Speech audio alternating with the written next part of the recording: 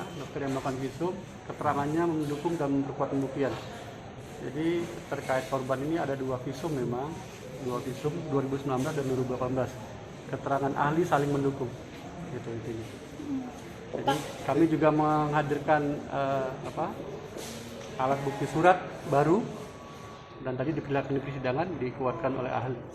Alat bukti surat ini apa Pak? Apa Saya rekam medis yang kemarin? Saya tidak bisa sampaikan. Kalau yang kemarin kata Pak Firdaus akan membawa rekam medis hari ini, jadi Pak? Ya, kami hadirkan rekam medis karena berdasarkan peraturan Menteri Kesehatan, jadi hakim memerintahkan jaksa penuntut umum untuk menghadirkan rekam medis. Jadi terkonfirmasi keterangan ahli dengan rekam medis yang dia buat. Pak, kalau dari pengacara kan katanya soal visum itu 2018 itu atas kasus lain Pak, gimana Pak? Ya, nanti hakim menilai ya alat bukti yang diajukan di persidangan itu sah. Ya, dinilai oleh hakim nanti dalam keputusan, dalam putusan. Gitu. Jalannya visum berapa lama Pak? Visum itu dengan kejadian? Ya, hampir setahun. Setahun lebih ya. Tidak ada masalah karena tadi ahli menjelaskan bahwa visum pun bisa dilakukan beberapa, dia tidak akan berubah. Arah robekan itu tidak akan berubah selama dia belum nikah. Ya. Pak, kalau saksi dulu kan katanya 40, terus kemudian kan yang dihadirkan 16 atau 17 Pak untuk 16, 16 total ya? 16, 18 sama ahli. 16, 18 sama ahli. Ya. Oke, ahli visum dan pidana ya? Ya. Kalau berikutnya kayak gimana Pak? Nanti ini kesempatan penasihat hukum bagi menghadirkan saksi Richard. Hari ini sudah kita panggil Richard 3 orang, tapi yang sampai dengan saat ini belum hadir. Kami belum dapat informasi ketidakhadiran saksi Richard apa, nanti diperintahkan lagi untuk menghadirkan di sidang berikutnya. Ada ini dari penasihat hukum ya? Ya, saksi yang meringankan. saksi ini dihadirkan semua atau? Kami sudah menganggap pembuktian kami di persidangan cukup, jadi tidak perlu hadir semua. Beban pembuktian itu sudah pada jaksa, jadi jaksa menilai cukup, sudah cukup. Kenapa? Sudah. Katanya 6 saksi yang akan dihadirkan.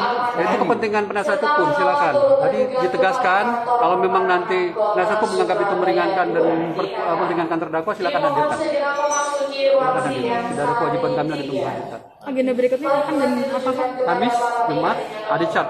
Tadi dari penasihat hukum bilang 15 mau dihadirkan. Silakan, ini waktunya penasihat hukum untuk mementahkan apa-apa yang kami dapat. Bukan ini dengan perlindungan anak apa kaitannya?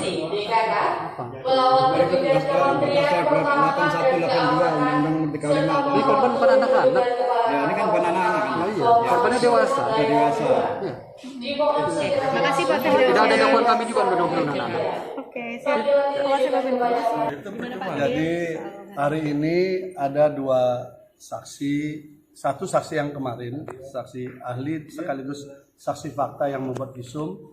Jadi dua-duanya ini adalah yang membuat visum.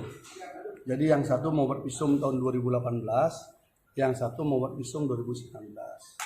Dari keterangan saksi yang kemarin yang sekarang datang lagi, yang visum 2019 membawa bukti rekam medis yang sudah diambil oleh kejaksaan. Nah, di dalam rekam medis itu terlihat catatan-catatan dan sebagainya yang membuktikan bahwa kan isinya benar, kira-kira begitulah. Karena kan ada koreksi tuh, yang 2019 kan ada 2 visum, itu yang bukaan robekan ke angka 13 dan 69 sampai dasar itu. Nah, ternyata dari situ kemudian ada juga foto organ intim daripada korban. Nah, menjadi perdebatan kita adalah karena saksi korban waktu bersaksi kami tanya itu tidak pernah difoto. Ya, tetapi saksi ahli tadi mengatakan bahwa sudah izin untuk foto, itu satu. Tapi biarkan nanti itu menjadi catatan karena kan rekaman saksi korban kan ada. Kemudian yang kedua, bagaimana kita menentukan produk foto itu memang betul milik yang bersangkutan. Saya minta filenya, karena itu hanya printan aja. Langsung dikatakan filenya dihapus. Saya bilang ini ada nomor HP-nya Samsung S10. Saya minta udah HP-nya saja, kita akan datangkan ahli digital forensik untuk membuka data itu benar nggak. Foto itu diambil di waktu yang sama dengan waktu di visum. Dia katakan hilang. Jadi susah kita mengejar alasan lupa dan hilang. Dihapus, pertama lupa, dihapus, hilang. Nah, ini membuat kita kesulitan untuk membuat memverifikasi apakah validitas rekam medik ini memang baru dibuat atau memang sudah lama ya. Kemudian foto yang organ intim itu apakah milik yang bersangkutan atau milik orang lain atau memang diambil pada saat itu atau setelah itu. Yang pasti saksi korban di depan persidangan mengatakan tidak pernah diambil fotonya. Itu saya sudah tanya lebih awal sebelum saksi ini akan hadir. Berarti jadi tidak itu sinkron, Bang, ya? itu Tidak ada sinkron antara korban dan keterangan. ya artinya tidak sinkron dia. Nah, tapi apapun itu kita hargai sebagai sebuah bukti. Nah, saksi yang kedua ini validitas soal visum tahun 2018. Saya tanya bagaimana SOP untuk membuat visum. Pertama harus ada korban yang melapor ke polisi. Kemudian polisi membuat surat dan sebagainya. Nah, korban ini kan melapor 2019. Oktober 2019. Visumnya itu Agustus 2018. Jadi setahun lebih awal visumnya dibandingkan korbannya melapor. Jadi ini menjadi perdebatan ini. Tapi alasannya karena polisi yang membawakan itu. Jadi dokter oke lah. Dokter tidak ngerti secara teknis laporan polisi. Tetapi secara pro justisia bahwa korban itu adalah baru divisum setelah dia melapor. Karena rujukannya kan ada pro justisia. Nah, tetapi ini setahun sebelum itu. Gitu. Jadi ini yang kita temukan. Dan saya katakan kepada saksi ahli yang visum 2019, jangan dong dikit-dikit langsung lupa, nggak ingat, kemudian dihapus, hilang. Itu kan cara-cara penghilangan jejak yang tidak bagus, yang menandakan kasus ini seakan sangat kuat rekayasanya gitu loh. Saya kira itu yang bisa saya dapatkan untuk kita dapatkan tadi di sidang. Dalam perspektif yang berbeda ya. Mungkin JPU karena kemarin visumnya dianggap lemah, sekarang ada rekam medik dianggap lebih kuat kan begitu.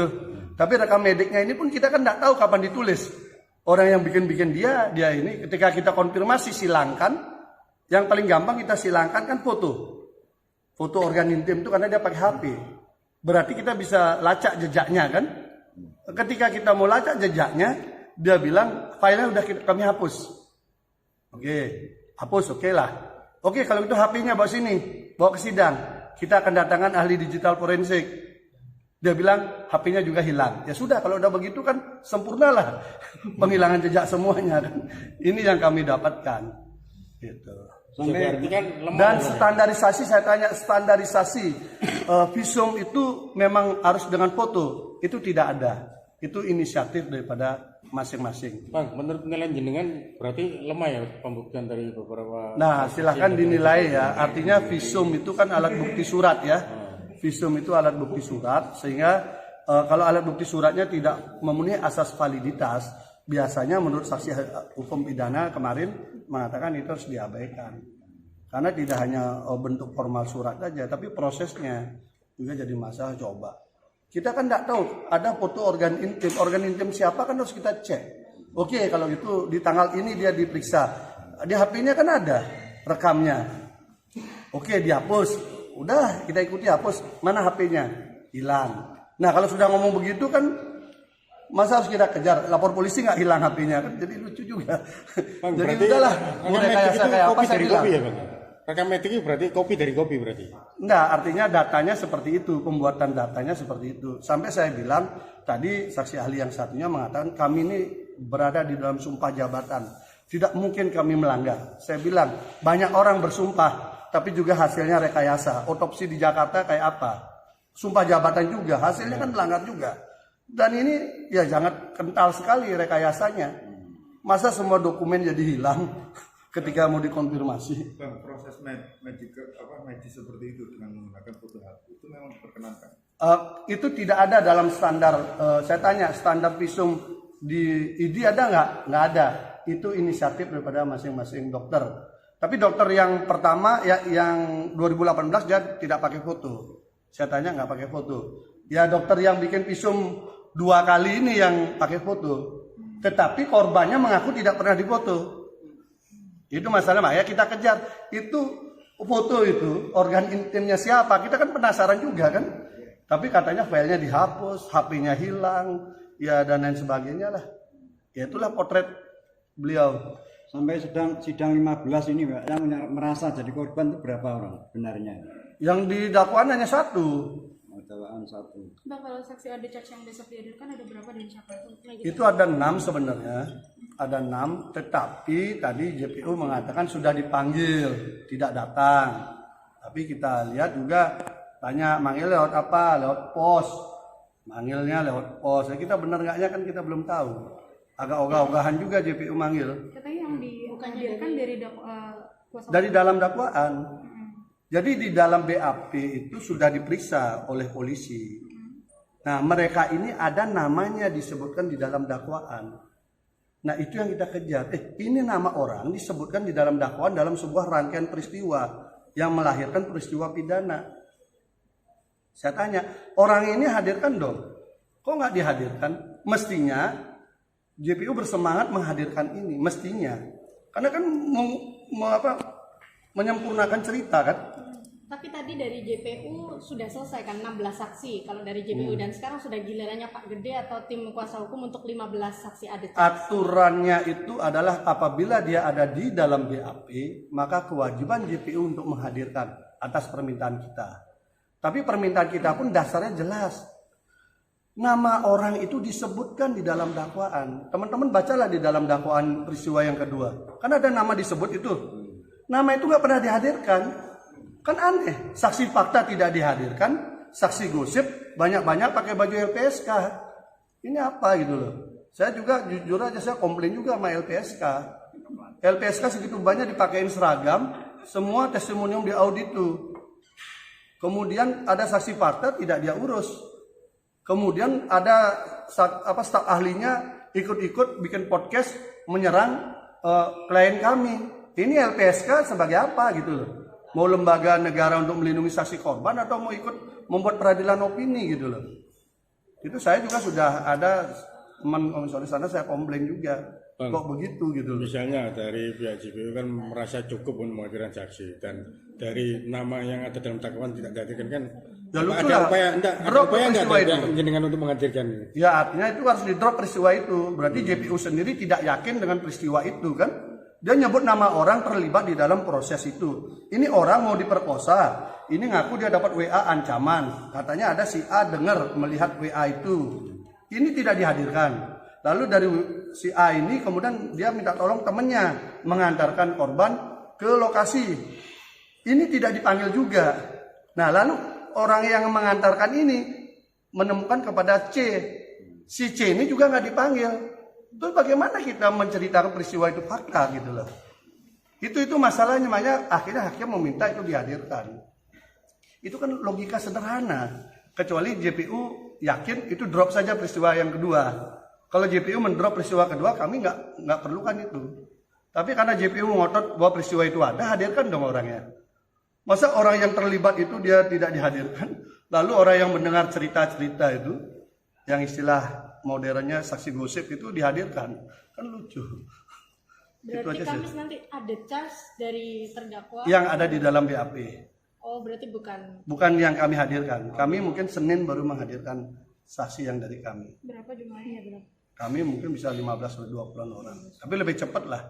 Karena kan menceritakan pengalaman peristiwa itu yang tahu-tahu peristiwa itu. Iya bang. Dari 15 itu juga mungkin 15-20 orang. Santri juga saksi yang meringankan. Macam-macam lah. Hubungan sama saksi korban atau sama terdakwa apa? Yang Apanya? 15 sampai 20. Oh, nanti kan kita hadirkan, nanti kita tahulah. Yang penting menceritakan peristiwa itu, menjawab peristiwa dakwaan. Jadi gini loh. Ini kalau kita bicara kasus di sini itu dakwaannya apa? Kan ada kronologis tuh.